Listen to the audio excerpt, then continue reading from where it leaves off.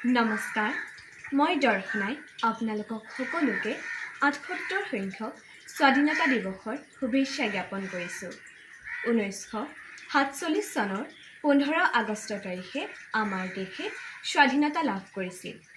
আজিৰ এই শুভক্ষণত মই কবি পদ্মধৰ চলিহাদেৱৰ দ্বাৰা ৰচিত এটি কবিতা আবৃত্তি কৰিবলৈ লৈছোঁ। কবিতাৰ শিৰোনাম স্বদেশ প্ৰেম।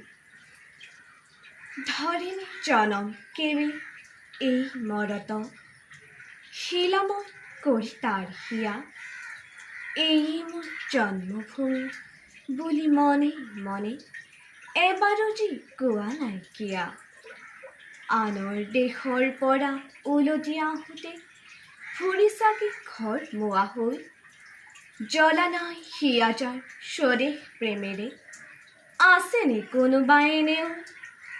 আছে যদি এনে কোনো এনে কাটছি, চিনি থবা তাক ভালকৈ, তাৰ বাবে গায়কৰ উচ্ছ্বাস উঠলি নুঠে তাৰ গুণ গাবলৈ।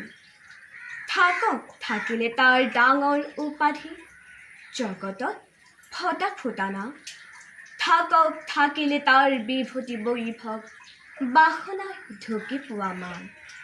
কিন্তু তেনে স্বাৰ্থপৰ দুৰ্গপলীয়া, নাপায় খিয়াতি জনমৰ, দুগুণ মৰণ ভোগী ধূলিৰ মানুহ মিলি যাব ধূলিৰ লগত।